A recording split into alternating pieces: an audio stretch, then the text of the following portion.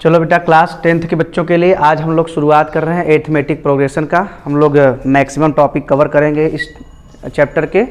ठीक है, तो हम लोग बेसिक से शुरुआत करेंगे और जाएंगे इसमें किस किस तरह के क्वेश्चंस आपको एग्जाम में पूछे जाते हैं। ठीक है, तो पहले हम लोग बात करें, नंबर की एक सीरीज होती है जिसे हम लोग बोलते हैं सीक्वेंस। ठीक है, सीक्वेंस का मतलब है कि किसी नंबर को हम लोग अरेंज करेंगे किसी पार्टिकुलर रूल के अकॉर्डिंग। ठीक है, किसी पार्टिकुलर रूल से का यूज़ करके अगर हम नंबर को अरेंज करते हैं, ठीक है, तो उसको हम लोग क्या बोलेंगे, सीक्वेंस बोलेंगे। ठीक है, एरिथमेटिक प्रोग्रेशन कुछ उसी तरह के सीक्वेंस का एक टाइप है जिसको एक पार्टिकुलर रूल ओबे करेगा, फॉलो करेगा। ठीक है, तो उसी को हम लोग देखने वाले हैं। ठीक है, तो अगर मान लीजिए कि हमने एक सीरीज नंबर्स की बनाई है। ठीक है, मान लीजिए नंबर लिखा मैं A1, A2, A3, A4, A5, ऐसे करते करते मैं बहुत सारे नंबर को लिख दिया हूँ। ठीक है, अब इन नंबर को हम कैसे समझेंगे कि ये जो नंबर की सीरीज बनी है यह AP में है। एरिथमेटिक प्रोग्रेशन का शॉर्ट फॉर्म क्या है, AP। इसे हम लोग क्या बोलते हैं, AP बोलते हैं। ठीक है, तो हम लोग कैसे जानेंगे कि यह AP है।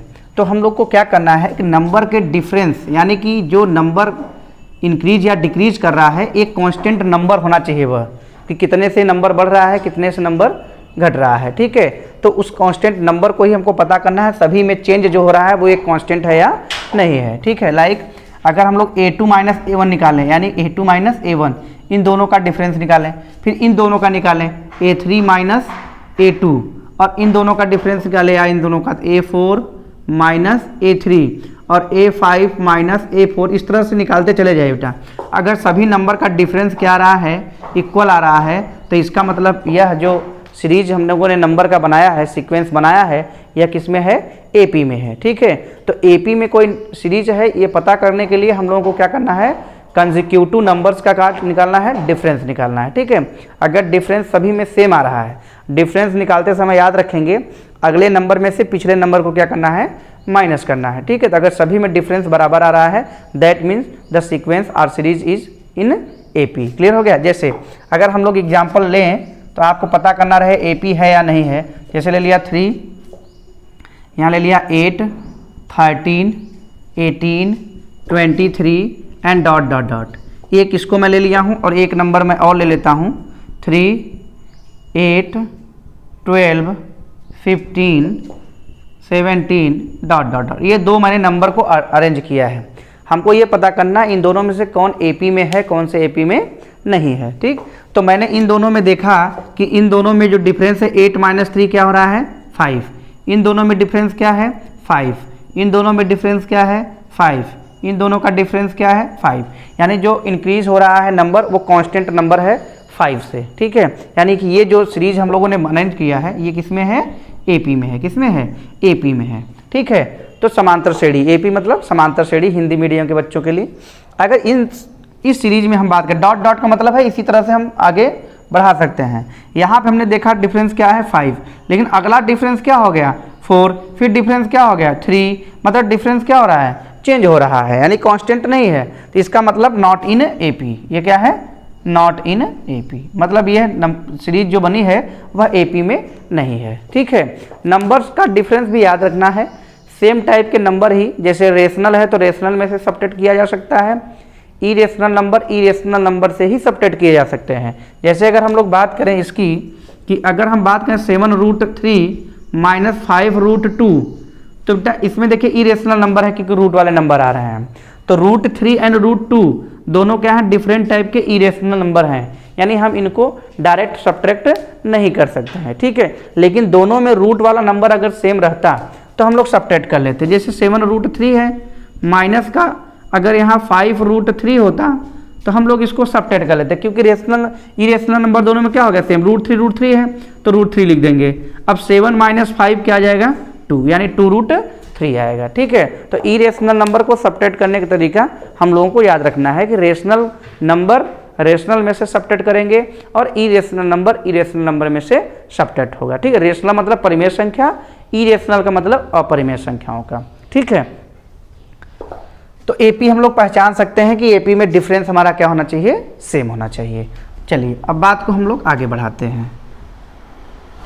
अब एपी को हम लोग लिखने का तरीका, अगर कोई भी एपी है, ठीक है, तो उसको लिखने के तरीके हम लोग समझें, ठीक है। जो हम लोग पहला टर्म होगा फर्स्ट टर्म, इसको क्या बोलते हैं, फर्स्ट टर्म। फर्स्ट टर्म जो सबसे पहले सीरीज में लिखा उसे लिखते हैं ए। क्या लिखते हैं, ए। कॉमन डिफरेंस मतलब जिस कांस्टेंट नंबर से सीरीज इंक्रीज हो रही है या डिक्रीज हो रही है उसको हम क्या बोलें, common difference. Common difference, common difference लिखते हैं डी। क्या लिखेंगे, डी। यानी अगर कहीं कॉमन डिफरेंस दिया है तो डी। कॉमन डिफरेंस वर्ड को हम लोग सिंबल में कन्वर्ट करें तो क्या लिखेंगे, डी। फर्स्ट टर्म को क्या लिखेंगे, ए। फर्स्ट टर्म को हिंदी मीडियम के बच्चे क्या समझेंगे, इसे प्रथम पद बोलते हैं। क्या बोलते हैं, प्रथम पद, ठीक है। और कॉमन डिफरेंस को बोलते हैं सार्वंतर, ठीक है। क्या बोलते हैं, सार्वंतर, सार्वंतर, ठीक है। दोनों बातें आपको याद रखना है, ठीक है। तो हम लोग को फर्स्ट टर्म का सिंबल क्या हो गया, ए, और कॉमन डिफरेंस यानी कि जितने जितने का डिफरेंस है उसको हम लोग क्या बोलते हैं, डी बोलते हैं, कॉमन डिफरेंस बोलते हैं, ठीक है। मैं एक एपी सीरीज लिखता हूं, पहले हम क्या करेंगे, फाइंड करते हैं ए और डी। सीरीज को देख के आप ए और डी निकालें। तो हमारा पहला टॉपिक अगर हम देखें तो क्या बना सकते हैं आप, फाइंड ए एंड डी। यह एक क्वेश्चन हमने लिख दिया, फाइंड ए एंड डी। तब फिर हम आगे चलते हैं इसके लिए। तो क्वेश्चन नंबर 1 हो गया हम लोग के लिए, लिखा 7 10 13 16 डॉट डॉट डॉट, ऐसा हमने एक एपी बना दिया है। तो बच्चों इसमें ए की वैल्यू क्या होगी, जो सबसे पहले लिखा हुआ है, तो ए की वैल्यू क्या हो जाएगी 7, और डी की वैल्यू क्या हो जाएगी, किसी दो नंबर को ले लीजिए, कहीं से भी दो नंबर लगातार जो है ले लीजिए, अगले नंबर में से पिछले नंबर को माइनस कर, 13 माइनस 10, आप जानते हैं क्या आएगा, 3 आएगा। यानी ए की वैल्यू इस एपी के लिए 3 हो गई, डी की वैल्यू क्या हो गई, ए की वैल्यू 7 हो गई, डी की वैल्यू क्या हो गई, 3 हो गई। सेकेंड देखते हैं हम लोग यहाँ पे, जैसे आ गया आपका 21 16 11 6 एंड सो ऑन, ऐसे लिख दिया। अब इसमें क्या लिखेंगे, ए की वैल्यू क्या हो जाएगी 21, और डी की वैल्यू क्या लिखेंगे, कोई दो नंबर ले लीजिए, इनको ले सकते हैं, आगे ले सकते हैं। 16 माइनस 21 करेंगे, 21 माइनस 16 नहीं करना है आपको, अगले में से पिछले नंबर को माइनस कर देंगे। तो छोटे में से बड़ा नंबर माइनस कर दें, माइनस लगाइए और लगा दीजिए 5। डी की वैल्यू क्या आ गई, माइनस में 5 आ गई, ठीक है। वैसे थर्ड पे आते हैं हम लोग, मान लिया है 1/2 3/2 5/2 7/2 एंड सो ऑन, ऐसा लिखा हुआ है, ठीक है। तो बताओ बच्चों ए की वैल्यू क्या होगी इसमें 1/2, जो फर्स्ट टर्म है आपका। डी की वैल्यू क्या हो जाएगी 3/2 माइनस 3/2 माइनस 1/2। अब देखिए डिनोमिनेटर बराबर है, हर बराबर है, इसको क्या लिखेंगे 2 लिख देंगे, 3 माइनस 1 क्या लिखेंगे 2। अब 2/2 काट देंगे, 2 × 2 कितना आ गया 1 आ गया, यानी डी की वैल्यू क्या आ जाएगी 1 आ जाएगी, ठीक है। तो डी की वैल्यू हम लोगों को निकालना आ गया। ऐसे आते हैं थर्ड नंबर पे, नहीं फोर्थ क्वेश्चन की तरफ आते हैं, ठीक है। मान लिया 7√2 है, ठीक है, फिर लिख दिया 11√2, फिर 15√2, ठीक है, फिर आप लिख दे रहे हैं 19√2 एंड डॉट डॉट डॉट, ठीक है। अब इसका, अब देखिए पहले इरेशनल नंबर है क्योंकि रूट आ रहा है, तो देखेंगे इरेशनल नंबर में √2 है तो सभी में √2 होना चाहिए, ठीक है, नहीं तो इरेशनल नंबर चेंज हो जाएगा तो आप सब्ट्रैक्ट नहीं कर पाएंगे। तो हम लोग यहाँ देख रहे हैं सब में √2 है, तो ए निकालेंगे, अगर ए फर्स्ट टर्म ही होता है तो 7√2 हो गया। अब डी निकालना चाहेंगे तो डी = 11√2 अगला नंबर माइनस पिछला नंबर 7√2। अब इरेशनल नंबर माइनस करने का तरीका आपको बताया। अब ये √2 है तो √2 दोनों में है, तो √2 को माइनस नहीं करें, उसके साथ नंबर जो रहेगा वो माइनस होगा, तो √2 को √2 लिख दिया। 11 माइनस 7 क्या आ जाएगा 4, यानी क्या आएगा 4√2 रहेगा, ठीक है। यानी इरेशनल नंबर को याद रखेंगे नोट में, ठीक है। नोट में हम यह बात बता दे रहे हैं कि आपको ये ध्यान रखना है। जैसे m√a है कोई नंबर, अब प्लस n√a है, तो एक √a को √a लिखिए, जो भी प्लस माइनस करना है वो बाहर वाले नंबर से होगा, m + n कर देंगे, ठीक है। ऐसे ही हम √a है माइनस n है, इस फॉर्मेट का है तो √a को वैसे ही लिख देंगे, अब माइनस करना तो m - n करना, जैसे इस वाले में है दोनों को माइनस करना है तो √2 रहेगा, 11 माइनस 7 क्या आ जाएगा 4 आ जाएगा। तो हम लोगों को डी निकालना आ गया, ए और डी हम लोग एपी का निकाल सकते हैं, क्लियर हो गया। तो एपी पहले पता करेंगे कि डिफरेंस सब में बराबर है, तो समझेंगे वह सीरीज किस में है, सीक्वेंस किस में है, एपी में है। फिर क्या करेंगे, ए निकालना हमको आना चाहिए और डी निकालना, यानी कि अगर अपने लोगों को सीक्वेंस दिया हुआ है और वह एपी में है, ठीक है। एपी का मतलब हो गया कि जो नंबर्स चेंज हो रहे होंगे वो चेंज जो होना चाहिए बराबर होना चाहिए, ठीक है। या तो बढ़ रहा हो तो बराबर संख्या से बढ़ रहा हो, घट रहा हो तो बराबर संख्या से घट रहा हो।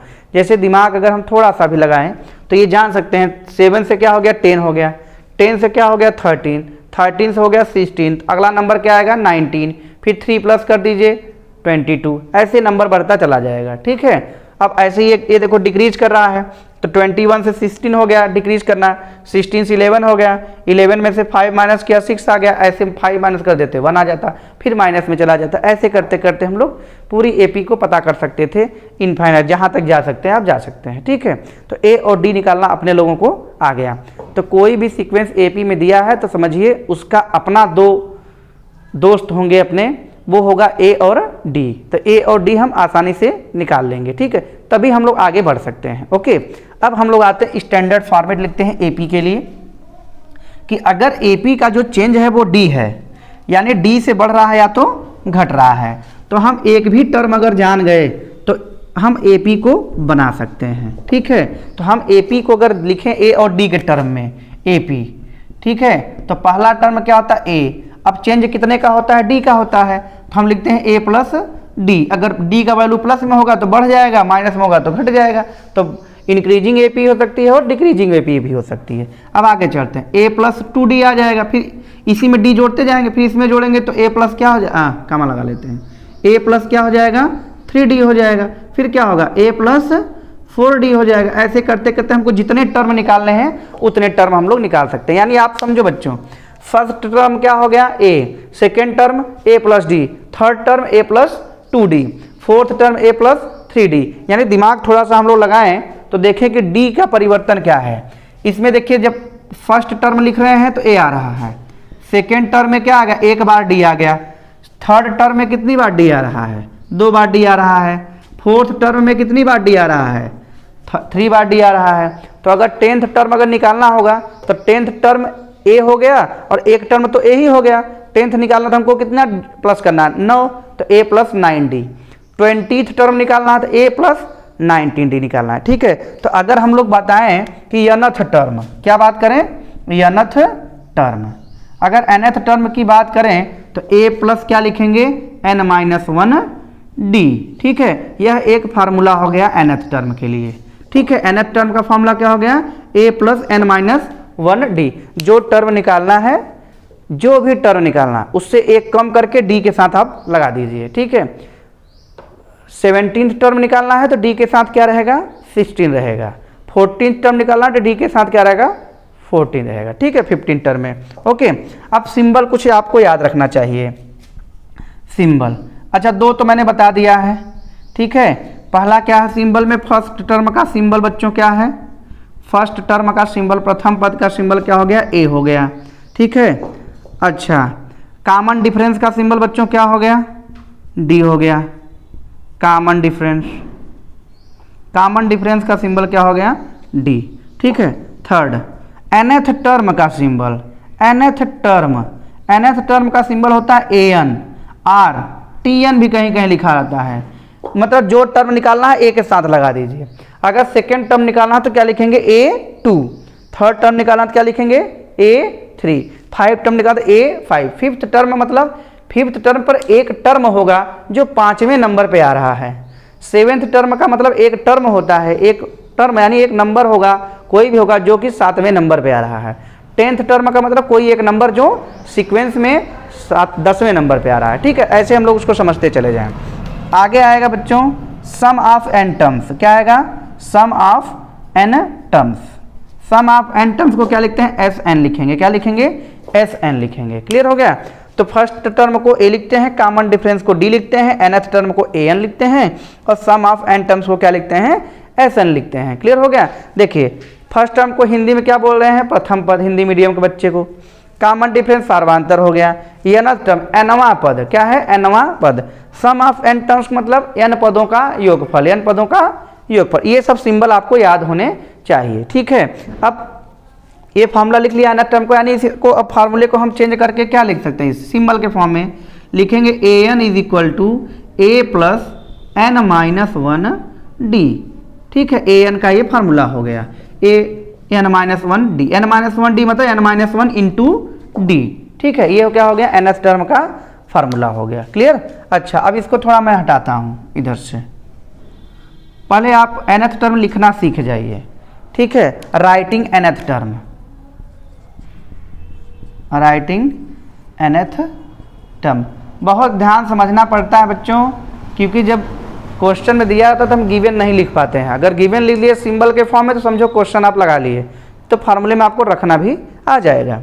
जैसे मान लो बोल दिया बेटा सिक्स्थ टर्म, कौन सा, सिक्स्थ टर्म अगर क्वेश्चन बोल दिया तो सिंबल पहले क्या लिखेंगे, A6। टेंथ टर्म का सिंबल क्या होगा, tenth term is equal to A10।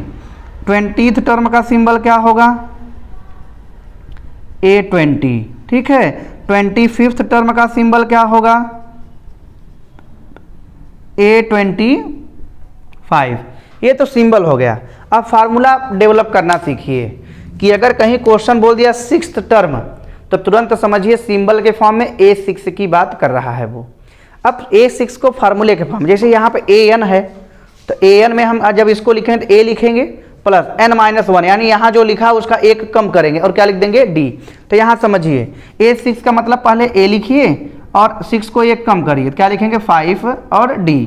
इसको क्या लिखोगे बच्चों, A प्लस 9D। इसको क्या लिखोगे, A प्लस 19D। इसको क्या लिखेंगे आप, A प्लस 24D लिखेंगे। समझ में आ गया।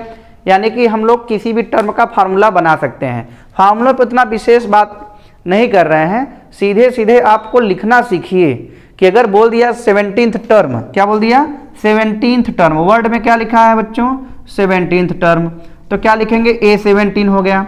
अब A17 का अगर फार्मूला लिखना है तो क्या लिखेंगे, A प्लस 16D। यानी A17 का फार्मूला क्या होगा, A प्लस 16D। अगर हमको A पता रहे AP का और D पता रहे तो A और D की वैल्यू यहाँ रख दीजिए, तो 17th टर्म यानी 17वें नंबर पे कौन सा टर्म लिखा होगा ये हम लोग पता कर सकते हैं। ठीक है, तो हमें लोगों को समझ में आ गया होगा nth टर्म का सिंबल कैसे लिखते हैं और nth टर्म का फार्मूला कैसे डेवलप करते हैं। ठीक है, अच्छा चलिए हम कुछ क्वेश्चंस करते हैं।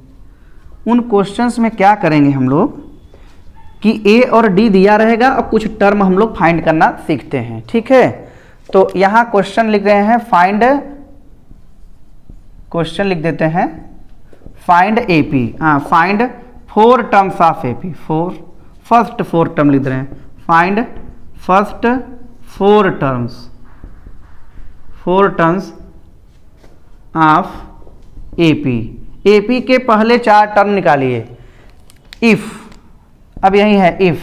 अब क्वेश्चन नंबर 1 है, A इज इक्वल टू 7 दिया है और D इज इक्वल टू 5 दिया है। अगर A की वैल्यू 7 दिया रहे और D की वैल्यू क्या दिया रहे, 5 दिया रहे, तो आपको कुल 4 टर्म बनाने हैं। तो बच्चों आप जानते हैं AP कैसे डेवलप की जाती है। पहले A लिखा जाएगा, देखिए A लिख दिया, A की वैल्यू कितनी है 7। फिर अगला टर्म निकालेंगे तो D को ही क्या करेंगे उसी प्लस, तो 7 प्लस 5 यानी फर्स्ट टर्म तो क्या हो गया, हम लोग को फर्स्ट टर्म क्या लिख देंगे 7। सेकेंड टर्म निकला तो क्या लिखेंगे A plus D। A plus D का मतलब 7 प्लस 5 क्या आ जाएगा 12 आ जाएगा।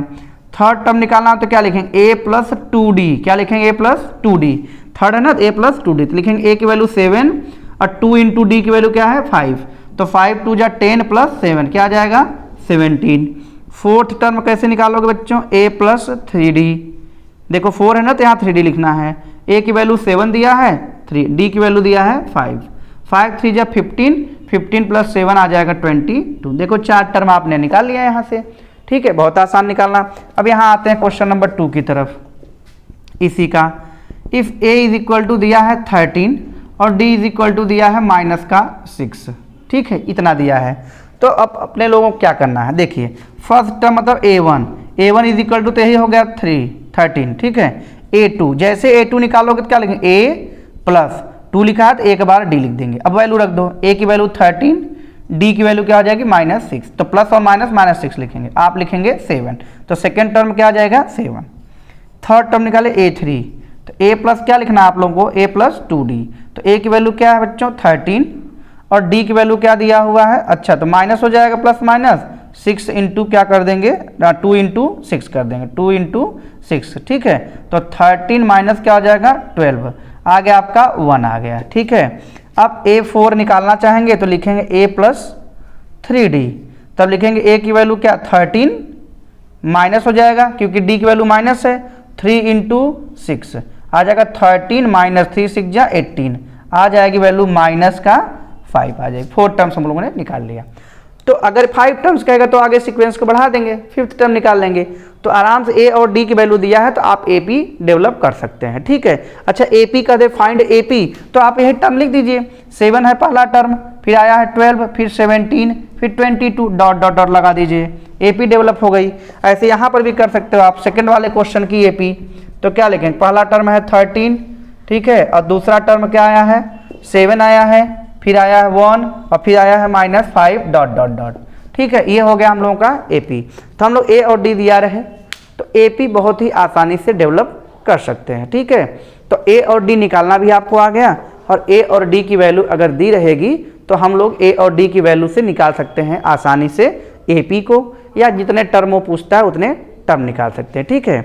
अच्छा A और D दिया है तो कोई भी टर्म भी आप निकाल सकते हैं, कोई भी टर्म आप निकाल सकते हैं, ठीक। चलिए अच्छा आगे हम बात को बढ़ाते हैं क्वेश्चन के फॉर्म में। देखिए यहाँ फार्मूला लिखा AP का, nth टर्म आपको याद रखना है, ठीक है। फार्मूला बनाना आपको आना चाहिए nth टर्म का, समझ में आ गया। कुछ क्वेश्चन देखिए आपके एग्जाम में किस तरह के आते हैं उसको हम लिखा, अभी इसको हटा देते हैं और AP का यहाँ हम एक फार्मूला लिख देते हैं और उसी को हम लोग आगे याद भी रखेंगे। तो यहाँ हम क्या लिख देते हैं, AN is equal to A plus n-1 into क्या रहेगा D इंटू D। ये हो गया अपने लोगों का AP का nth टर्म का फार्मूला। किसका हो गया, nth टर्म का फार्मूला, ठीक है। अब ध्यान दीजिए, फाइंड कॉमन डिफरेंस के क्वेश्चन हम लेते हैं। Find common difference, find common difference basic बताएंगे, फिर उसके बाद डायरेक्ट आप निकाल सकते हैं इसको। पहला क्वेश्चन इफ लगा के लिखते हैं। फर्स्ट क्वेश्चन आपका है, दे दिया है कि 823 माइनस 820 इज इक्वल टू 12, ऐसा दिया हुआ है। और हम लोगों को क्या निकालना है, कॉमन डिफरेंस निकालना है। अपने लोगों को AN का फार्मूला निकालने आ गया है, हम लोग AN का फार्मूला निकाल सकते हैं। तो देखिए AN 823 का फार्मूला क्या होगा, A प्लस 22D हो गया, माइनस 820 का formula A plus 19D is equal to क्या हो जाएगा 12। ब्रैकेट ओपन कर लीजिए, A plus 22D minus A हो जाएगा और ये माइनस 19D हो जाएगा। A से A देखिए बच्चों कट जाएगा, इज इक्वल टू 12। अब 22D बचेगा माइनस का 19D बचेगा, इज इक्वल टू क्या आएगा 12। 22 माइनस 19 क्या आ जाएगा 3D आ जाएगा, 3D इज इक्वल टू 12। तो D की वैल्यू क्या आ जाएगी बच्चों 12/3, 3 4 जा 12, यानी D की वैल्यू क्या आ जाएगी 4 आ जाएगी। क्लियर हो गया बात, D की वैल्यू क्या आ गई 4, यानी अगर ये कंडीशन है तो D की वैल्यू क्या आएगी 4 आएगी। सेकेंड कंडीशन हम लेते हैं, दूसरा क्वेश्चन, क्वेश्चन नंबर 2। मान लिया दिया है A17 minus A12 is equal to 25, ऐसा दिया हुआ है। अगेन हम लोग बेसिक कंसेप्ट वही यूज़ करते हैं। A17 की वैल्यू क्या है A प्लस 16D, फार्मूला बनाना सभी बच्चों को आता है, minus A plus 11D is equal to क्या लिखेंगे 25। अब ब्रैकेट को ओपन करिए, A plus 16D minus A हो जाएगा माइनस का 11D is equal to 25। A से A कैंसिल कर लिया हम लोगों ने, आया क्या 16D minus 11D, that will be equal to 25। अब 16D माइनस 11D आप सभी कर लेंगे, 5D आएगा, ठीक है। तो D से D कैंसिल नहीं करना क्योंकि उसके साथ ये वेरिएबल हो गया, तो नंबर केवल आपको सब्ट्रैक्ट करना। तो आएगा क्या 5D इज इक्वल टू 25। अब D इज इक्वल टू आप कैसे निकालेंगे 25/5, कट गया, आ गया क्या 5। D इज इक्वल टू क्या आ गया आप लोगों का 5 आ गया, ठीक है।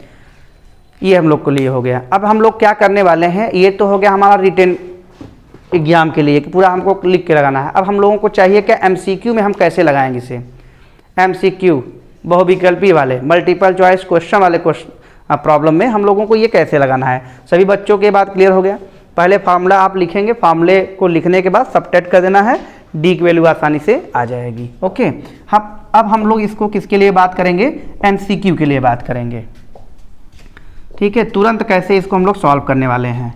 तो कई क्वेश्चन हम लोग पहले लिख लेते हैं इसको। मान लीजिए ये दिया हुआ है, जो अभी लिखा था वो भी लिख दे रहा हूँ। A17 minus A12 is equal to 25, इसको लिख देता हूँ। एक आध क्वेश्चन और बढ़ाता हूँ, A9 minus A7 is equal to 6 लिख देता हूँ। Fourth question A37 minus A31 is equal to 12 लिख देता हूँ। ऐसे क्वेश्चन मैंने लिख लिया। ठीक है, फटाफट देखिए करेंगे। आप एक बार बेसिक से वीडियो को रोक के आप निकाल लीजिए, ताकि बाद में आप आंसर मिला सके कि आप लोगों को आया या नहीं आया।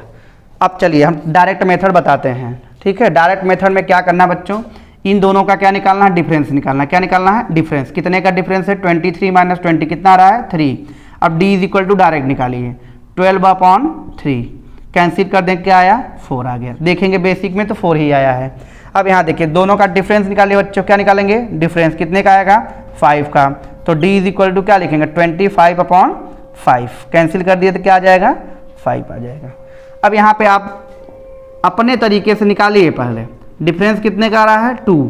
तो d इज इक्वल टू क्या आ जाएगा, 6/2 कैंसिल कर दिया, क्या आ गया, 3 आ गया। MCQ में देखिए, देखेंगे आप आंसर टिक लगा देंगे। ठीक है, देखते ही आप क्या करेंगे, आंसर टिक लगा दें। यहाँ पे दोनों का डिफरेंस क्या है, 6 का। तो d इज इक्वल टू क्या लिखेंगे आप, 12/6 कैंसिल कर देंगे तो d की वैल्यू क्या आ जाएगी, 2 आ जाएगी। ठीक है, अभी बात समझ में आपको आ गई होगी। एक क्वेश्चन यहाँ पे लिख देते 5 नंबर पे, आप अपने से लगा लीजिएगा। A13 minus A10 is equal to 21। ठीक है, अब समझ सकते हैं कि आप इसमें d की वैल्यू कितनी आएगी, आप आसानी से इसको निकाल सकते हैं। ठीक है, क्वेश्चन मार्क लगा दिए। तो इस तरह के क्वेश्चन मुझे लगता है कि आप आराम से लगा सकते हैं, जिसमें कि ये इक्वेशन के फॉर्म में दिया रहेगा। ठीक है, बहुत आसान था, कॉमन डिफरेंस फाइंड करने वाले क्वेश्चन है ये। तो इक्वेशन दिया रहे, आप बहुत आसानी से इसमें सॉल्यूशन निकाल सकते हैं। ओके, कुछ क्वेश्चन और हम निकालते हैं कॉमन डिफरेंस के लिए। ओके, कॉमन डिफरेंस के लिए कुछ क्वेश्चन और हम लोग निकालते हैं। ए और डी भी निकालना होगा। ठीक है, अब क्वेश्चन नंबर नेक्स्ट, फार्मूला जो आपको आता है बस उसी फार्मूले पे बेसिस पे हम लोग बात कर रहे हैं। अभी क्वेश्चन दिया है फर्स्ट, यहाँ क्वेश्चन मैं लिख दे रहा हूँ, उसमें निकालना क्या है आपको, क्वेश्चन में क्या फाइंड करना है, ये बात हम लोग लिख दे रहे हैं। Find A and D, find A and D. ठीक है, अच्छा क्वेश्चन मैं पूरा लिख देता हूँ। ठीक है, प्रॉब्लम को पूरा लिखते हैं, किस तरह का क्वेश्चन आएगा। क्वेश्चन नंबर 1 है, if 70th term of an AP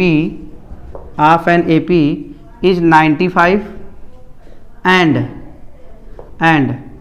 12th term of this AP is 70, then find A and D। तो क्या निकालना है आपको, A और D निकालना है। बहुत ही आसानी से आपको मैंने बताया कि अगर आप सिंबॉलिक फॉर्म में क्वेश्चन को प्लॉट कर लिए तो आप क्वेश्चन को बहुत ही आसानी से सॉल्व कर सकते हैं, सभी बच्चे कर सकते हैं A to Z। बस आप बेसिक चीज़ें याद रखिए जो आपको बहुत आराम से मैं बता रहा हूँ। अब यहाँ पे देखो बच्चों क्या दिया, 17th term of, if 17th term of AP इज 95, क्या दिया हुआ है, 17th टर्म AP का क्या दिया हुआ, 95। अब देखो 17th टर्म का हम सिंबल क्या लिखेंगे, सोल्यूशन बनाने जा रहे हैं बालक। 17 टर्म को लिखेंगे A17। ठीक है, और इसकी वैल्यू क्या दिया है बच्चों, 95 दिया है। ठीक है, अब इसको फार्मूला के कन्वर्ट कर दो, A + 16D is equal to क्या दे दिया, 95। इसको बना लीजिए इक्वेशन नंबर 1। क्लियर हो गया, पहला इक्वेशन बन गया। दूसरा देखिए बच्चों क्या दिया है, and 12th term of this AP, इसी AP का 12th टर्म। तो 12th टर्म का सिंबल क्या हो गया, A12, क्या दिया है, 70 दिया है। ठीक है, अब 12th टर्म का फॉर्मूला बना लो, आप सब जानते हैं, शुरुआत में मैं पढ़ाता आ रहा हूँ। A + 11D is equal to क्या हो गया, 70। इक्वेशन नंबर 2 हो गया। अब आप देखिए जो बड़ा होगा उसको ऊपर, अब इन दोनों इक्वेशन को सॉल्व करना है। चैप्टर नंबर 3 क्लास 10th का हम पढ़ें तो लीनियर इक्वेशन इन 2 वेरिएबल, तो हम बहुत आसानी से चीज़ों को कवर कर सकते हैं। ठीक है, अब A और D दोनों में इक्वेशन बना, इसी को सॉल्व करना, आप समझिए कैसे सॉल्व करेंगे। जो बड़ा है उसको ऊपर लिखिए, ही बड़ा दिख रहा है। A + 16D is equal to क्या है, 95। दूसरा है A + 11D is equal to दिया है 70। अब देखिए ध्यान से बच्चों, इसमें किसी एक नंबर, एक वेरिएबल का कोफिशिएंट यानी जो नंबर है वो बराबर होना चाहिए। देखिए इसमें अलग अलग है, इसमें बराबर है, और जो बराबर है तो उसी को देखिए प्लस करने पर कि माइनस करने पर वो खत्म हो जाएगा। तो हम जान रहे हैं कि इसको सबट्रैक्ट कर देंगे तो कट जाएगा, यानी कि इसको हम लोग क्या करेंगे, सबट्रैक्ट करेंगे। देखो सबट्रैक्ट कर दो तो ए से ए कट गया, इसको सबट्रैक्ट करेंगे, देखिए 16 माइनस 11 5D आ जाएगा, इज इक्वल टू इसको सबट्रैक्ट करें तो क्या आ जाएगा 25। तो D इज इक्वल टू आप निकाल सकते हैं 25/5, कैंसिल कर दिया बच्चों तो क्या आ गया, D इज इक्वल टू 5 आ गया। ठीक है, तो D की वैल्यू क्या आ गई, 5 आ गई। यानी हम इक्वेशन बना लिए, फिर इक्वेशन को सॉल्व कर लेंगे, D की वैल्यू आ जाएगी। ऐसे बहुत से क्वेश्चन बनेंगे, बस आपको सिंबल के फॉर्म में कन्वर्ट कर लेना है। आगे आते हैं हम लोग, अगर D की वैल्यू आ गई तो किसी भी एक इक्वेशन में D की वैल्यू रख दीजिए तो A की वैल्यू आ जाएगी। तो मैं रख देता हूँ, लिखूंगा क्या, putting value of D, putting value of D in equation 1, in equation 1। पहला इक्वेशन देख लो बच्चों क्या है, a + 16d is equal to 95। तो यहाँ लिखें क्या, a + 16d is equal to 95। अब देखो d की वैल्यू 5 है, तो a + 16 × 5 इज इक्वल टू क्या हो जाएगा 95। तो a + 80 इज इक्वल टू 95। अब 80 को उधर ले जाइए, a is equal to 95 minus 80 आ गया, a is equal to 15, a की वैल्यू क्या आ जाएगी 15।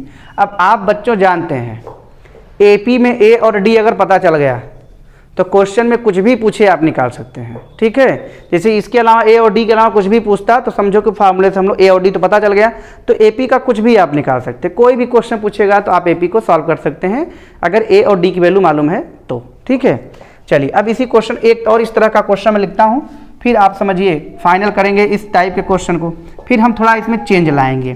ठीक है, कि थोड़ा चेंज करने पर मैं न्यूमेरिकल लगा पा रहा हूँ या नहीं लगा पा रहा हूँ। बहुत आसान था ये, हम लोग सिंबल के फॉर्म में बदले और फार्मूला अगर बन रहा है तो फार्मूला बना लेंगे। ठीक है, फिर हम सॉल्व कर ले रहे हैं। मान लीजिए किसी क्वेश्चन में दिया है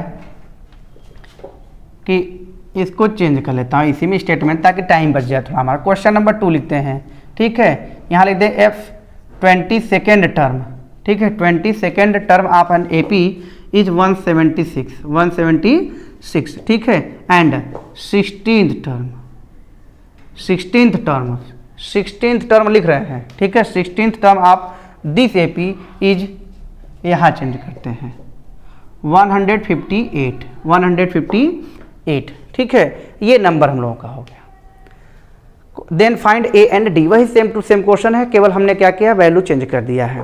तो आप उसी पैटर्न पे इसलिए किया ताकि आप उसी पैटर्न पे इस क्वेश्चन को सॉल्व कर लीजिए। पहले बच्चों आप अगर एक तरह का क्वेश्चन पता चल जाए तो आप पहले दूसरा क्वेश्चन बताया जा रहा है तो पहले वीडियो को रोकें और अपने तरीके से उसको सॉल्व करें। अगर आ जाता है तो भी कोई दिक्कत नहीं, नहीं आता है तो फायदा होगा, आपको पता चल जाता है कि हमारे मिस्टेक्स कहाँ हो रही थी। ठीक है, फिर हम लोग को सुधारने में आसानी होगी। चलिए फिर से आते हैं। A सेकेंड टर्म 22nd 22वां टर्म है, तो लिखेंगे A22 इज इक्वल टू 176 होगा A + 21D, फार्मूला बना देंगे 176, इक्वेशन नंबर 1। फिर क्या दे रहा है 16th, A16 is equal to 158, तो आ जाएगा A + 15D is equal to 158, equation number 2। अब क्या करेंगे, दोनों इक्वेशन को सॉल्व करेंगे। दोनों इक्वेशन को सॉल्व करने के लिए लिखेंगे हम लोग A + 21D is equal to 176, इसके नीचे A + 15D is equal to, यहाँ पर रहेगा 158। अब इसको सबट्रैक्ट कर दीजिए, सबट्रैक्ट कर A से कट जाएगा। ठीक है, और यहाँ 21 - 15 6D बचेगा इज इक्वल टू 16 - 8 8 आएगा और 1 18 आ गया। तो आप देख लीजिए यहाँ से D की वैल्यू क्या आएगी, D की वैल्यू आएगी आपकी 18/6, कैंसिल कर दिया तो D की वैल्यू क्या आ गई 3 आ गई। अब D की वैल्यू आ गई तो क्या किया था हम लोगों ने, putting value of D in equation 1 और 2, तो 1 में रख देते हैं, क्यों परेशान होंगे। यहाँ लगते हैं putting value of D in equation 1, in equation रख दीजिए A + 21D is equal to 176। अब रख दीजिए A + 21 इंटू D की वैल्यू क्या है 3, 176 आ जाएगा। A + 63 इज इक्वल टू 176 आ गया। ठीक है, अब 63 को उधर ले जाइए, तो A is equal to 176 - 63 minus कर दीजिए तो आ जाएगा 113। तो ए की वैल्यू क्या आ जाएगी 113 आ जाएगी। ठीक है, तो ए और डी निकालना हम लोग को इस तरह के क्वेश्चन में आ गया है। ठीक है, कि ए और डी हम लोग कैसे सॉल्व करेंगे। अब इसके अलावा देखते हैं हम लोग क्या क्वेश्चन पूछ सकता है।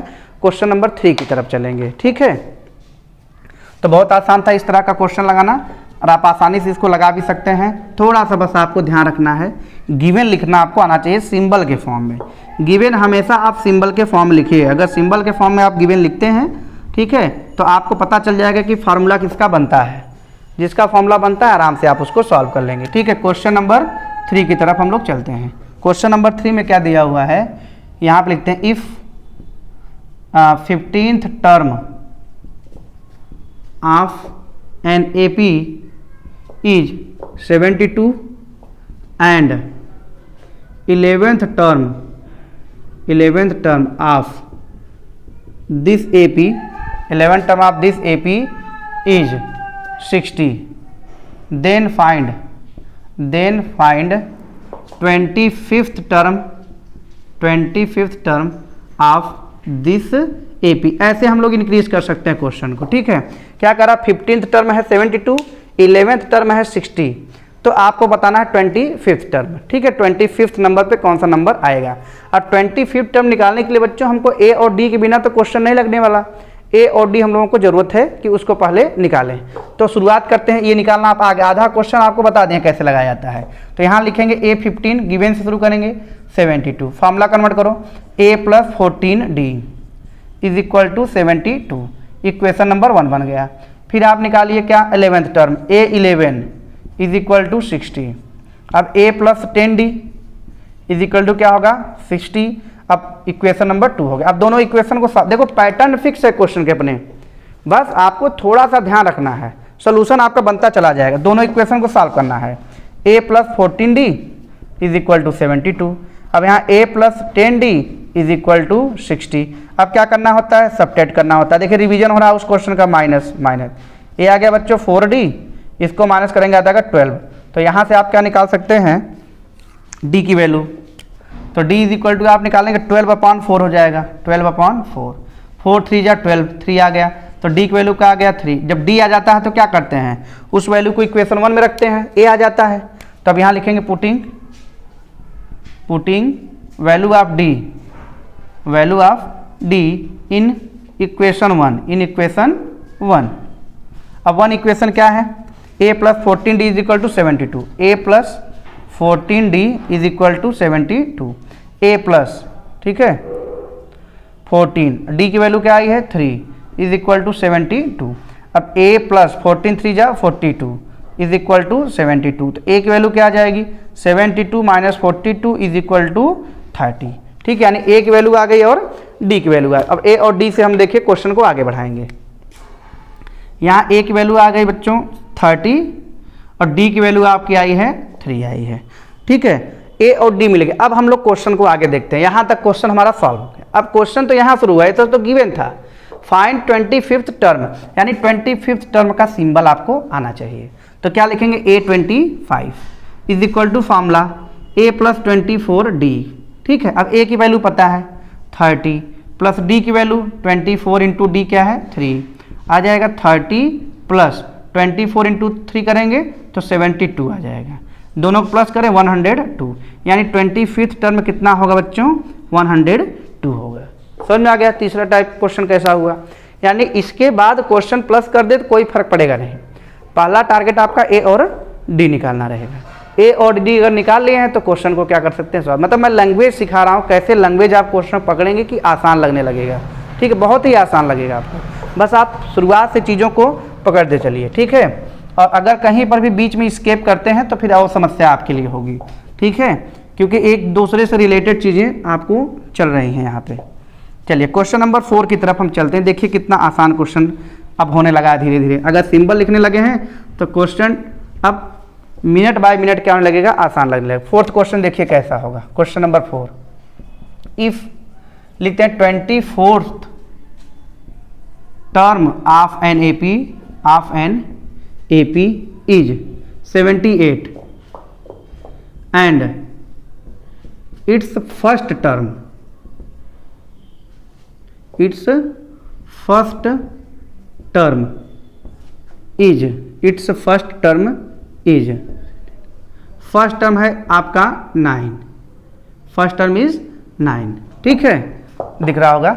Then find common difference, then find common difference, ऐसे कॉमन डिफरेंस देके फर्स्ट टर्म पूछ सकता है। देखिए क्वेश्चन समझते चले, ठीक है, थोड़ा वर्ड छोटा दिख रहा होगा, थोड़ा सा जूम करके ध्यान रखेंगे, ठीक है। तो अब हम लोग को क्वेश्चन क्या देखिए, 24th टर्म दिया तो लिखेंगे क्या सिंबल के फॉर्म में, A24 इज इक्वल टू 78। अब A24 का देखिए फॉर्मूला बना, A + 23D is equal to 78। अब देखो बच्चों, it's first term, that means क्या दिया है, A की वैल्यू दिया है कितना 9, अब A की वैल्यू यहाँ पुट कर दो, 9 + 23D इज इक्वल टू 78। अब 9 को उधर ले जाओ, 23D is equal to 78 minus 9, 23D is equal to क्या आ जाएगा 69, माइनस करेंगे तो 69 आ जाएगा। अब D इज इक्वल टू क्या आ जाएगा 69/23। देखिए 23 में 3 मल्टीप्लाई करें 69 आ जाएगा, तो यानी कि 3, दैट मीन्स क्या आ गया बच्चों, D की वैल्यू क्या आ जाएगी 3 आ जाएगी। D मतलब common difference, common difference value क्या आ गई 3 आ गई। अब आपसे आगे क्वेश्चन इसी में ऐड कर सकता है, find its 17th term, find its 27th term, 95th term, कुछ भी पूछे, क्योंकि A क्वेश्चन में दिया है, D हमने निकाल लिया है, और A और D अगर निकाल लिया है तो आपको कोई भी टर्म पूछे उसका फॉर्मूला लगा के हम लोग क्या कर सकते हैं, निकाल सकते हैं। जैसे मान लो इसी क्वेश्चन पूछ दे कि भैया आप ये बताओ 32nd टर्म क्या आएगा, 32nd टर्म, ठीक है, तो क्या लिखेंगे A32 लिखेंगे, फॉर्मूला क्या हो जाएगा A + 31D। अब A की वैल्यू आप निकाल चुके हैं, यहाँ पे दिया है क्वेश्चन में 9, और D की वैल्यू क्या 31 इंटू D की वैल्यू क्या होगी 3 होगी। अब मल्टीप्लाई कर दो, 9 + 3 3 जा 9, 93, अब प्लस कर दो 102 आ जाएगा, ठीक है। ऐसे आपसे पूछ देगा भाई 30th टर्म या 27th टर्म, तो A27, A + 26D, A और D पता है, रख देंगे आपका आ जाएगा, ठीक है। तो लैंग्वेज को समझ के हम लोग क्या करेंगे, न्यूमेरिकल को सॉल्व करेंगे, ठीक है। ये A और D के कुछ प्रॉब्लम थे जिसे हम लोग क्या कर रहे थे, फार्मूले में कन्वर्ट करके निकालना सीख गए। अब इससे पढ़ते पढ़ते हम लोग को ये पता चल गया, अगर AP दिया है तो हम तो कोई भी टर्म निकाल सकते हैं। अगर AP गिवन है तो हम लोग क्या कर सकते हैं, कोई भी टर्म निकाल सकते हैं, ठीक है। देखते हैं यहाँ पे आगे क्वेश्चन नंबर 5 तरह लिखते हैं, फाइंडिंग nth टर्म, आपको टॉपिक डाल दे रहे हैं, फाइंडिंग nth टर्म, ठीक है, ये हम लोग का टॉपिक है। nth टर्म आप फाइंड करने चल रहे हैं, ठीक है, टॉपिक वाइज चीज़ों को कवर करें। nth टर्म को फाइंड करना है, यानी कि 10th term, 17th term, 16th term, 25th term. अब आप अपने दिमाग से लगाओ कि अगर हमको 17 टर्म निकालना है तो फार्मूला क्या बनेगा, A + 16D बनेगा, A + 16D। अब A + 16D में हमको क्या चाहिए, A चाहिए और क्या चाहिए, D चाहिए। अगर हमको AP A और D दे रहा है तब तो हम बहुत आसानी से सॉल्व कर सकते हैं ना A और D की वैल्यू से, ठीक है। तो आसान है हम लोगों के लिए, A और D बस पता चल जाए तो हम न्यूमेरिकल को सॉल्व कर सकते हैं, ठीक है। आइए देखते हैं इसमें क्वेश्चन नंबर 1 लिखते हैं हम, लिख गया 17, 11, 15, 19, 23 ... ठीक है। थोड़ा सा बेसिक फिर वापस से ले जाते हैं बच्चों, ठीक है। AP की अगर टाइप की बात करें तो 2 तरह की AP हम लोग बात कर सकते हैं, एक होती है फाइनाइट AP, ठीक है, और एक क्या होती है इनफाइनाइट AP। क्या होगी, इनफाइनाइट AP, ठीक है। ये थ्योरेटिकल पार्ट बता रहा हूँ। फाइनाइट AP का मतलब होता है जिसमें नंबर ऑफ टर्म्स क्या होते हैं, फिक्स होते हैं, कितने नंबर्स लिखे गए हैं ये क्या होगा फिक्स। जैसे इसमें फिक्स नहीं है, डॉट डॉट का मतलब है इसी तरह से आगे तक हम चले गए हैं, कहाँ तक गए हैं ये लिखा नहीं है, ठीक है। तो फाइनाइट AP में 2 बातें होंगी, नंबर ऑफ टर्म्स क्या होंगे, फिक्स होंगे, number of terms are fixed, number of terms क्या होंगे, फिक्स्ड होंगे, ठीक है। दूसरी बात हम कैच करने के लिए बता दें कैसे पकड़ेंगे, तो लास्ट टर्म इज गिवन, यहाँ लिख दें लास्ट टर्म इज गिवन, ठीक है, इन AP में लास्ट टर्म दिया है। तो लास्ट टर्म देने से क्या पता चला कि भाई nth टर्म दिया है, मतलब कि कितने नंबर हैं ये हम कंफर्म कर सकते हैं, क्योंकि वहाँ तक AP लिखेंगे तो कंफर्म हो जाए कितने नंबर लिखे जा रहे हैं। इनफाइनाइट AP में क्या है, number of terms are not fixed, number of terms are not fixed, ठीक है, नॉट फाइनाइट भी बोल सकते हैं, नॉट फिक्स मतलब नॉट फाइनाइट, ठीक है। यानी इसकी हम बात करें, last term is not given, last term is not given, ठीक है। अब याद रखेंगे जो कॉमन डिफरेंस हम लोग निकालते हैं वो प्लस भी आ सकता है, वो माइनस भी आ सकता है और वह जीरो भी आ सकता है, ठीक है। अगर डी की वैल्यू पॉजिटिव है तो इसका मतलब क्या हो गया, वो इंक्रीजिंग एपी है, यानी उसमें एपी की वैल्यू क्या करेगी, बढ़ती चली जाएगी सीरीज में। और अगर डी की वैल्यू माइनस है तो ध्यान रखेंगे वो डिक्रीजिंग एपी, यानी कि वैल्यू क्या करती, घटते घटते घटते घटते पता नहीं कहाँ तक चली जाएगी, जैसा नंबर दिया रहेगा। और डी की वैल्यू जीरो है, इसका मतलब है कि एक कांस्टेंट नंबर से ही एपी बनी हुई है, 3 3 3 3 3 ऐसे लिखते चले जाना है, तो भाई डिफरेंस क्या हो गया, जीरो हो गया, कांस्टेंट हो गई। तो इंक्रीजिंग भी हो सकता है, डिक्रीजिंग और कांस्टेंट एपी। इंक्रीजिंग एपी में डी की वैल्यू पॉजिटिव होगी, डिक्रीजिंग एपी है तो एक डी की वैल्यू निगेटिव होगी, कांस्टेंट है तो डी की वैल्यू क्या आएगी, जीरो आएगी, ठीक है। चलो बच्चों आते हैं वापस से। अब ये ध्यान रखो, ये कैसी एपी है, इनफाइनाइट एपी, क्या है, इनफाइनाइट। अब इसमें क्वेश्चन है, एपी मैंने दे दिया, एपी यही है, फाइंड। अब देखिए ध्यान समझिए, find question number 1 17th term, क्या निकालना है इसका, 17th टर्म। अब 17 टर्म निकालना है तो पहले एपी अगर गिवन है तो सभी बच्चे ए और डी निकालना सीख गए होंगे, क्योंकि मैंने स्टार्टिंग में ही ये बात बता दी कि एपी को देख के ए और डी कैसे आप निकालेंगे। तो आप क्या कर सकते हो, ए की वैल्यू एपी देख के बताओ, ए की वैल्यू 7, डी की वैल्यू बच्चों क्या होगी 11 माइनस 7, यानी क्या आ जाएगी 4। अब आ जाओ 17th टर्म मतलब सिंबल के फॉर्म में, ए 17 फॉर्मूले के फॉर्म में, ए प्लस 16d। अब ए की वैल्यू क्या है 7 प्लस 16 इंटू डी की वैल्यू क्या होगी बच्चों 4। 7 प्लस 16 का टेबल जब नहीं आता है तो लिख के मल्टीप्लाई कर लेना, लेकिन आना चाहिए आपको, ठीक है। मल्टीप्लाई 4 6 जा 24, ठीक है, कैरी लग गया 2, जेब में रख लो इसको, 4 1 जा 4 और 2 जेब से निकालो 6, 64 आ गया, ठीक है। और इसको प्लस कर लेंगे तो आ जाएगा 71, यानी 17th टर्म कौन सा होगा, 71 होगा। यानी इसको जब लिखते जाएंगे ना तो 17वें नंबर पे क्या लिखा जाएगा, 71 लिखा जाएगा, ठीक है। अब इसी में हम लोग और क्वेश्चन कर लेते हैं, इसी एपी से प्रैक्टिस हो जाए हमारी। अगर मान लीजिए आपको सेकेंड क्वेश्चन पूछ रहा है 29th टर्म, 29th टर्म क्या लिखेंगे, A29, तो A प्लस 28D। अब A की वैल्यू क्या है यहाँ पे 7 है और D की वैल्यू 28 इंटू डी की वैल्यू कितनी आई है 4 आई है।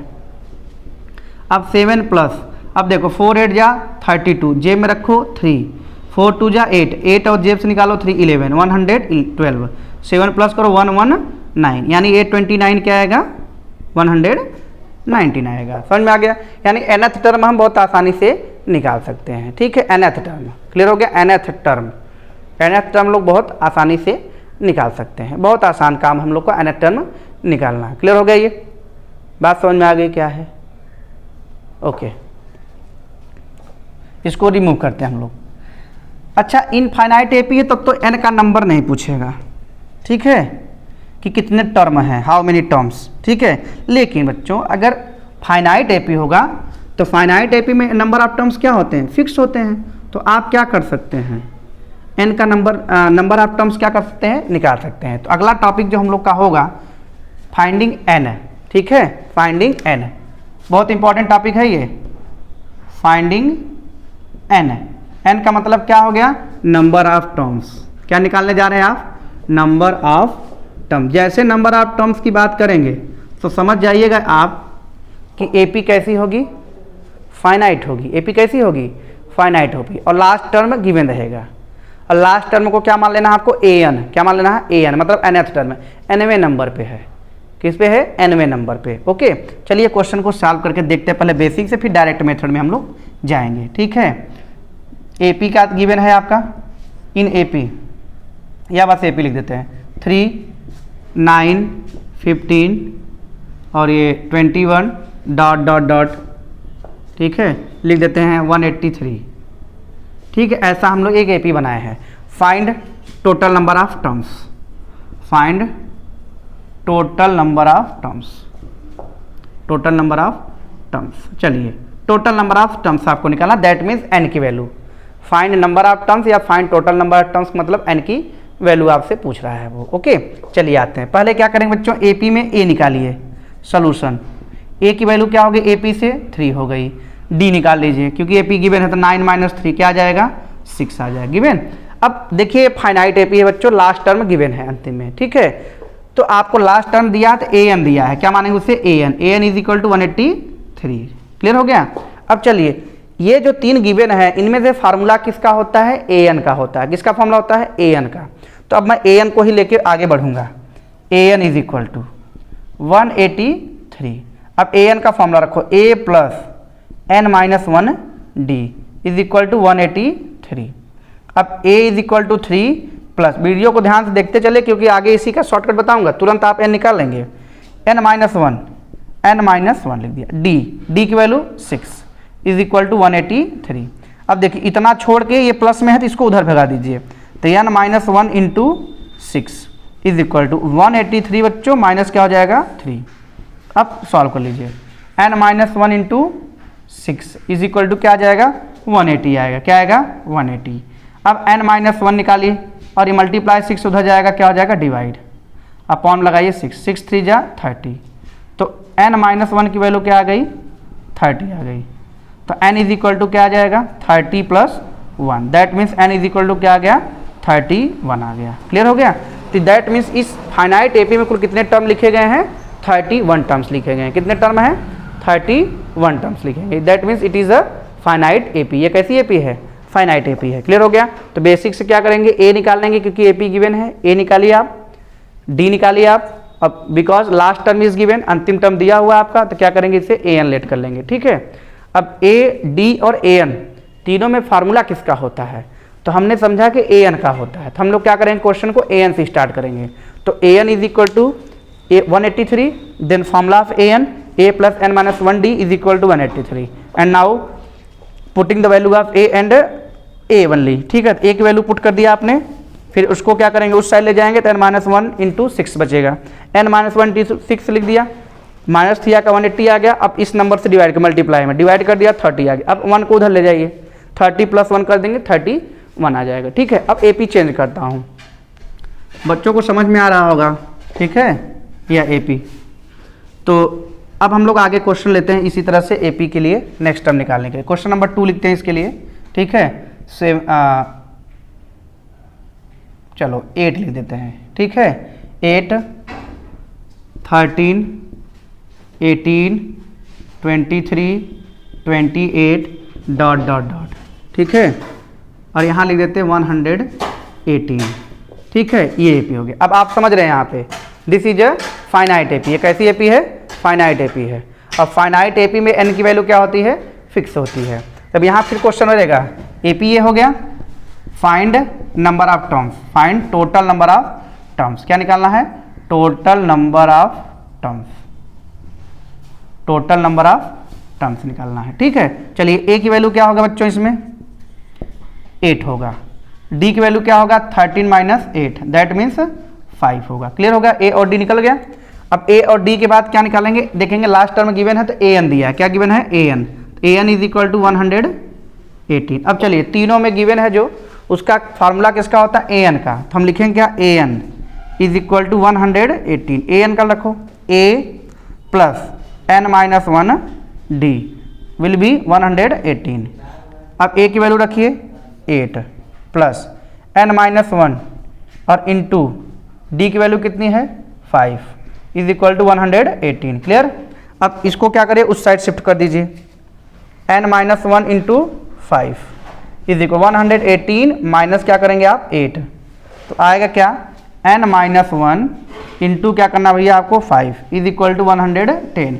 अब क्या करना था, 5 को उधर शिफ्ट करिए, मल्टीप्लाई में तो डिवाइड हो जाएगा, n minus 1 is equal to 110 upon 5, divide कर दीजिए इसको।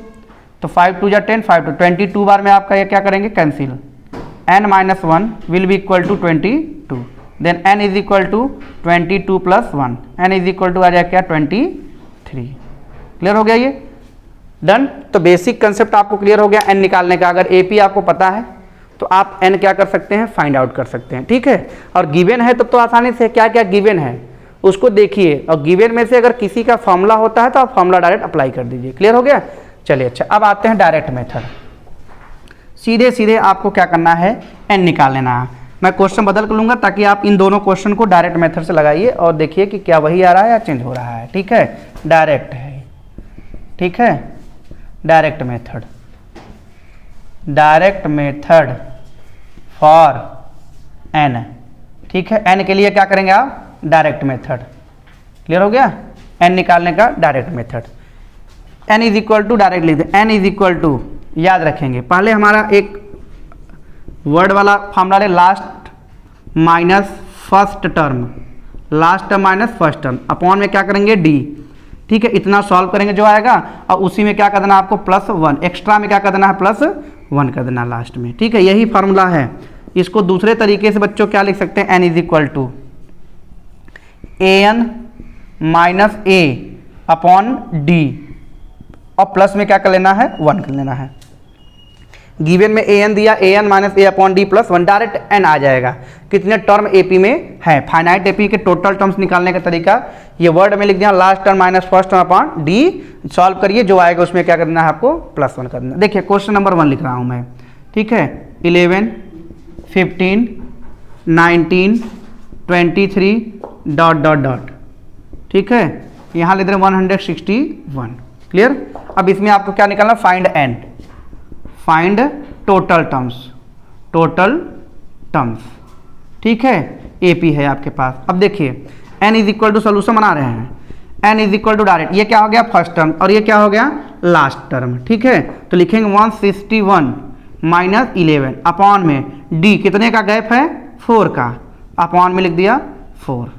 क्लियर हो गया, अपॉन में क्या लिख दिया 4 लिख दिया। अब हम लोगों को ध्यान समझना है यहाँ पे, ठीक है। अपॉन 4 लिख दिया यहाँ पे। अब यहाँ पे थोड़ा सा मैं चेंज कर लेता हूँ, ठीक है। क्या लिख दूँ यहाँ पे 131 लिखना है। क्लियर हो गया 131। तो यहाँ पे अब क्या वैल्यू हो जाएगी 131। अब प्लस में क्या करना है 1। अब यहाँ लिख दिया 131 माइनस 11 क्या लिख देते हैं 120 अपॉन में 4, प्लस क्या कर लिया 1 कर लिया, ठीक है। अब डिवाइड कर दो यहाँ पे, 4 से काट, यहाँ पे क्या हो गया 30 प्लस 1 इज इक्वल टू क्या हो गया 31, यानी कुछ कितने टर्म आएंगे इसमें 31 टर्म आएंगे। क्लियर हो गया। अच्छा वहाँ 61 क्यों हटाया, क्योंकि अगर हम 61 रख के 161 रख के निकालेंगे तो फ्रैक्शन में आएगा। अगर फ्रैक्शन डेसिमल में n की वैल्यू आ रही है तो समझ लीजिए वो वाला टर्म एपी में होगा ही नहीं, यानी इस एपी को अगर हम बढ़ाते चले जाएं तो 161 कभी भी आएगा ही नहीं, ठीक है। तो थोड़ा सा नंबर को चेक दो। अब कभी चेक करने को पूछता है is this number is any term of AP, तो समझ लीजिए n निकालना आपको, n निकालिए। अगर फ्रैक्शन में आ रहा है तो वो वाला टर्म एपी में होगा ही नहीं, ठीक है। और n अगर इंटीजर्स में आ रहा है तो फ्रैक्शन में होगा, मतलब उस एपी में होगा, ठीक है। तो n निकाल के हम पता कर सकते हैं कोई नंबर एपी में होगा या नहीं होगा। अगर n डेसिमल में आ रहा है, फ्रैक्शन में आ रहा है, that mean that number does not exist in AP, वो नंबर एपी में एग्जिस्ट नहीं करेगा, ठीक है। तो n निकालना आपको आ गया, ठीक है। एक आध क्वेश्चन और लिखते हैं यहीं पे, इसी को हटा के लिख दें, चलिए इसी के नीचे लगा देते हैं। क्वेश्चन नंबर 2 पे, क्वेश्चन नंबर 2 हो गया 23, ठीक है, 28, ठीक है, 33, 38 डॉट डॉट डॉट, ठीक है। लिख देते हैं, यहाँ लिखते हैं लास्ट टर्म 143 लिख दे रहा हूँ, ठीक है। आपको क्या निकालना है फाइंड टोटल टर्म्स, अब आप तो क्या कर चुके हैं, डायरेक्ट फार्मूला जान चुके हैं। तो क्या करेंगे आप, फर्स्ट माइनस लास्ट कर लीजिए, पहला टर्म और आखिरी टर्म को माइनस करिए, ये है और ये है। तो n इज इक्वल टू सीधे लगाइए 143 माइनस 23 अपॉन d, कितने गैप है 5 का। अब प्लस क्या कर लेना बच्चों 1, ये आ गया 120 अपॉन 5, अब प्लस क्या करेंगे 1, काट दीजिए इसको, 24 प्लस 1 आ जाएगा 25। तो कितने टर्म होंगे एपी में 25 टर्म्स है। टोटल टर्म्स कितने हैं 25 है। क्लियर हो गया। तो टोटल नंबर ऑफ टर्म्स आप एपी के निकाल सकते हैं, बहुत आसानी से n निकाल सकते हैं। तो a निकाल सकते हैं, d शुरुआत से अगर देखेंगे आप तो काफ़ी चीज़ें आपने सीखा, n निकालना सीख गया, nth टर्म निकालना सीख गया आप लोग, ठीक है, कि nth टर्म कैसे हम लोग निकालते हैं, ठीक है। nth टर्म कैसे हम लोग निकालते हैं, कोई भी टर्म है एपी का, कोई भी टर्म होगा आप क्या कर सकते हैं निकाल सकते हैं, ठीक है।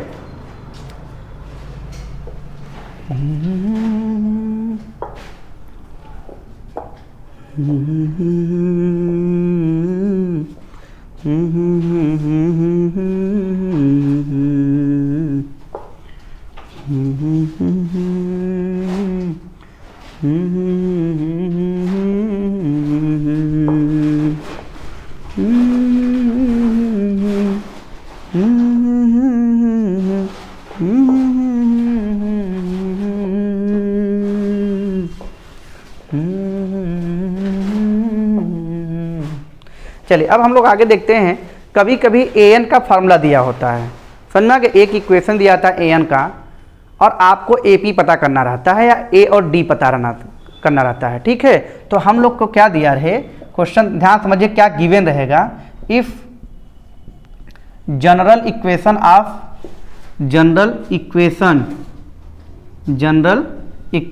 ऑफ an इज गिवन, अगर एक an का जनरल इक्वेशन दिया हुआ है, ठीक है, तो आप क्या कर सकते हैं, ध्यान समझिएगा। an चल रहा है अभी, क्वेश्चन मान लीजिए कि if an is equal to 2n plus 3, ठीक है, ऐसा दिया हुआ है। क्लियर होगा, an की वैल्यू दी, तो बताइए आपको 4 टर्म 5 टर्म्स निकालना है, तो बताइए a1 निकालने के लिए क्या करेंगे। ठीक है, a1 निकालते मतलब n की वैल्यू क्या हो गई 1, तो यहाँ लिखेंगे 2 इंटू n की वैल्यू 1 प्लस 3, तो क्या होगा 2 1 जा 2 प्लस 3, कितनी वैल्यू आ गई 5 आ गई। ठीक है, अब a2 निकालना होगा बच्चों, तो n की वैल्यू क्या हो गई 2, तो 2 इंटू 2 प्लस क्या कर लेंगे 3, तो आ गया क्या 4 प्लस 3, कितना आ जाएगा 7। a3 निकालते हैं तो 2 इंटू 3 अब प्लस क्या हो जाएगा ये फार्मूले का 3, तो 3 2 जा 6 प्लस 3 कितना आ जाएगा 9 आ जाएगा। ठीक है, a4 अगर निकालना होगा तो 2 इंटू क्या कर लोगे बच्चों 4 प्लस 3, तो क्या आ जाएगा 8 प्लस 3 कितना आ जाएगा 11। क्लियर हो गया। अब ये क्वेश्चन पूछ सकता है क्या जो सीक्वेंस बनेगा वो AP में होगा या नहीं होगा, तो आप पहले क्या लिखिए सीक्वेंस लिखिए, 5 लिख रहे हैं, 7 लिख रहे हैं, 9 लिख रहे हैं, 11, ऐसे आता चला जाएगा। अब बच्चों आप देख रहे हो 5 प्लस 2 7 प्लस 2 9 प्लस 2, यानी कि ये क्या है AP है, ये क्या है AP। अब बताओ अगर आपने सीक्वेंस लिख दिया AP का, बताओ A और D निकाल सकते हो, तो आप क्या होगा A की वैल्यू कितनी हो गई इसमें, इस AP को देखो बताइए A इज इक्वल टू क्या होगा 5 और D इज इक्वल टू क्या होगा 2 होगा। बात समझ में आ गया, यानी an का फॉर्मूला दिया रहा है आपको A और D पूछे तो आप आसानी से निकाल सकते हैं। जैसे क्वेश्चन इस तरह का होगा, क्वेश्चन नंबर 2, अब मैं पूरा क्वेश्चन लिखता हूँ। If nth term of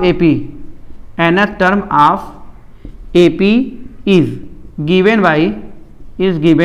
by 3n plus 6 या 5 कुछ भी लिख दे रहा हूँ, 3n प्लस 5, ठीक है, then find first term and common difference, first term and common difference. देखिए ऐसा प्यारा सा क्वेश्चन दिया है। अब इसी को देखिए मिला के जब आगे एसन पढ़ेंगे सम ऑफ एन टर्म्स तो यही काम आएगा। ठीक है, AP बना लिए तो सम भी निकालेंगे एन टर्म्स का, तो इसलिए ध्यान से इसको समझते चलें, क्योंकि जब वहाँ पढ़ेंगे तो हम ये सिर्फ बोलेंगे कि देखिए बेटा इसको हमने पीछे टॉपिक में पढ़ाया है। चलिए ये क्या दिया है, nth term of AP is given by this, ये क्या है nth टर्म, दैट मीन्स क्या हो गया an हो गया, an इज इक्वल टू क्या होगा 3n प्लस 5। अब तो आप समझ रहे हैं A1 A2 A3 आप निकाल सकते हैं, तो हम A1 निकालते हैं। A1 इज इक्वल टू लिखेंगे तो n की वैल्यू 1, 3 इंटू 1 प्लस 5 क्या आ जाएगा 3 1 जा 3 प्लस 5 कितना आएगा 8 आएगा। फिर A2 निकाल लीजिए बच्चों, तो 3 इंटू 2 कर लेंगे n की वैल्यू और प्लस 5 रहेगा ही, 3 2 जा 6 प्लस 5 आ जाएगा आपका 11। A3 अगर निकालेंगे तो क्या हो जाएगा 3 इंटू 3 अब प्लस क्या आ जाएगा 5, तो 3 3 जा 9, 9 प्लस 5 क्या आ जाएगा 14 आ जाएगा। ऐसे आप निकालते चले जाइए। तो अब आपने देखा क्या AP, क्या देख रहे हैं आप AP। अब आप AP बना लीजिए इससे, तो बताइए AP क्या डेवलप हो गई 8 11 14 डॉट डॉट डॉट ऐसे चला जाएगा। अब बताइए फर्स्ट टर्म क्या लिखेंगे यहाँ से, फर्स्ट टर्म मतलब A की वैल्यू पूछ रहा था, क्या हो गया 8 हो गया। कॉमन डिफरेंस क्या होगा यानी D, कॉमन डिफरेंस क्या होगा यहाँ से 11 माइनस 8 क्या हो जाएगा 3 हो जाएगी। पी देख क्लियर हो गया। ये काम आप बहुत आसानी से कर सकते हैं, लेकिन अब इतना हम करके करें तो अभी MCQ में अगर आ गया तब क्या करेंगे, बड़ी दिक्कत की बात है। ठीक है, अब हम लोग क्या करेंगे MCQ की बात कर लेते हैं यहाँ पे। ठीक है, अगर MCQ में अगर ये बात आ जाए तो हम लोग इसको कैसे सॉल्व करेंगे, दोनों तरीका आपको बच्चों पता रहना चाहिए। ठीक है, कि अगर an का दिया हुआ है तो हम A और D कैसे निकालें, A और D इसलिए इसको बता रहे हैं क्योंकि आगे आपके बड़े काम की चीज़ है ये। ठीक है, फॉर MCQ। ठीक है, इफ यहाँ याद रखना है, if an is equal to दिया है a प्लस, ठीक है, bn, a प्लस bn इस तरह का दिया हुआ है, a प्लस bn टर्म में, यानी एनर टर्म किस फॉर्म में है, a प्लस bn के टर्म में है। याद रहे कि n के साथ जो रहेगा उसी को क्या मानना आपको b, और जो अकेले रहेगा वो क्या हो जाएगा a। अगर इसको देख के आप दोनों चीज़ें आप फाइंड कर सकते हो। अगर आपसे पूछा फर्स्ट टर्म, क्या पूछ रहा है, फर्स्ट टर्म, तो n को हटा दीजिए आप, n को हटाएं क्या बचेगा, a प्लस b, बस दोनों को जोड़ दीजिए नंबर को, फर्स्ट टर्म आपको मिल जाएगा। अगर पूछ रहा है कॉमन डिफरेंस, क्या पूछ रहा है, कॉमन डिफरेंस, क्या पूछेगा, कॉमन डिफरेंस, तो कॉमन डिफरेंस बच्चों अगर पूछ रहा है तो जो n के साथ है वही लिख दीजिए, वो क्या हो गया आपका कॉमन डिफरेंस हो गया, यानी कि d की वैल्यू क्या हो जाएगी यहाँ पे b, यानी n के साथ जो है वो क्या हो जाएगा b। याद रखें MCQ के लिए क्या an का दिया हुआ a प्लस bn के टर्म में दिया है, n क्या हो गया यहाँ पे वेरिएबल हो गया, क्योंकि n की वैल्यू बदलती जाएगी। तो अब आपको यहाँ से डायरेक्ट देके AP का फर्स्ट टर्म निकालेंगे तो a प्लस b, यानी n को हटा के नंबर को प्लस कर दीजिए, फर्स्ट टर्म आ जाएगा। और कॉमन डिफरेंस निकालना है तो n के साथ जो नंबर होगा वही क्या होगा, कॉमन डिफरेंस। अच्छा क्वेश्चन देखो एक आग, मान लो आपको दिया है an is equal to 2 plus 3n, ऐसा दिया हुआ है। तो चलिए बच्चों इसको बताइए, फर्स्ट टर्म क्या होगा a, फर्स्ट टर्म क्या होगा 2 प्लस 3, दोनों नंबर को प्लस कर दिए, कितना आ गया 5, n को तो इग्नोर कर दो, है कि नहीं, मतलब ही ना रखो। और d निकालेंगे तो क्या होगा, n के साथ जो नंबर है वही क्या हो गया d। बताओ AP का अगर a और d पता चल गया तो कोई भी टर्म आप निकाल सकते हो, सम निकाल सकते हैं, कितने भी टर्म को जोड़ने को पूछे। ठीक है, दूसरा क्वेश्चन देखो इसी में फटाफट, अगर an दिया हुआ है 7 प्लस, माइनस भी हो सकता है, मैं प्लस में ले रहा हूँ, 4n हो गया। चलिए देख के फटाफट आप बता दोगे बच्चे, a की वैल्यू क्या, फर्स्ट टर्म क्या होगा 7 प्लस 4 क्या आ जाएगा 11, और d की वैल्यू क्या आ जाएगी, n के साथ का नंबर 4, एकदम खटाखट। a और d तो ऐसे देखते हैं MCQ, तो ऐसे उड़ा दोगे आप। ठीक है, यहाँ देख लो छोटा सा थर्ड क्वेश्चन, देखो हम कहाँ कहाँ लिख दे रहे हैं, an is equal to 6 plus 5n। बताओ a और d तुरंत लिखो, a की वैल्यू 6 प्लस 5 क्या हो जाएगा 11, और d की वैल्यू क्या हो जाएगा, केवल n के साथ वाला नंबर यानी कि 5 हो जाएगा।